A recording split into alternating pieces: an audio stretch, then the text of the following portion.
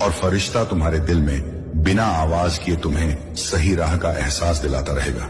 अल्लाह बीच बीच में तुम्हारी जिंदगी में ऐसे हालात रखेगा जहां तुम्हें रुककर शुक्र करना पड़ेगा, ताकि तुम्हें याद रहे कि यह सब तुम्हारी ताकत से नहीं बल्कि फैसले से मिला है। अब वह समय आएगा जब तुम दूसरों के टूटने पर हंसोगे नहीं बल्कि उन्हें संभालने का सबब बनोगे, क्योंकि तुम्हें याद रहेगा कि अदालत में तुम्हारे लिए किस तरह रहमत मांगी गई थी। शैतान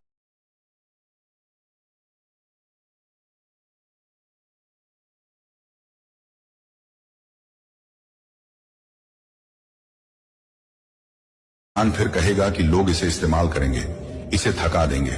अल्लाह फरमाएगा कि मैंने इसे पहचान दी है कि कौन साथ देने आया है और कौन फायदा लेने।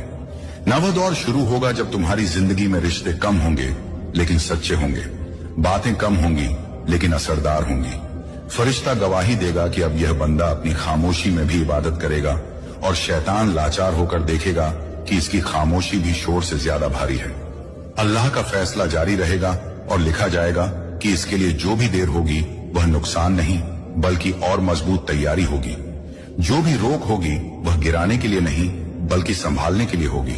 अब वह समय आएगा जब तुम अपनी ही जिंदगी को देखकर समझ जाओगे कि जो कभी टूटा था वह दरअसल एक गलत नक्शा था जिसे मिटाकर सही नक्शा बनाया गया।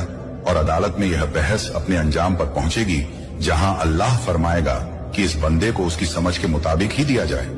इतना नहीं कि वह गुमान में पड़ जाए और इतना कम नहीं कि वह मायूस हो। फरिश्ते सजदे में झुकेंगे, शैतान पीछे हटेगा और तुम्हारी तकदीर के पन्नों में यह दर्ज होगा कि अब आने वाला हर दौर तुम्हें गिराने नहीं बल्कि और साफ और गहरा और मजबूत बनाने के लिए आएगा।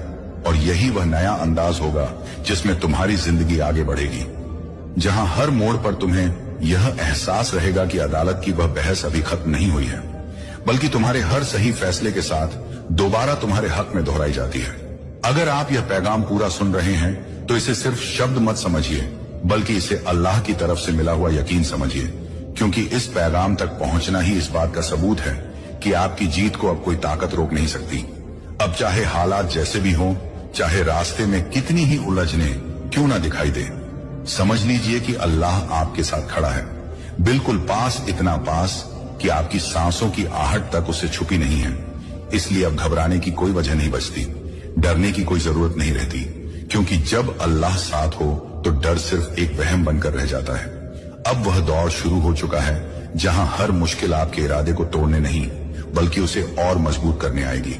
अब जो भी रुकावट सामने आएगी वह आपकी राह बंद करने नहीं बल्कि आप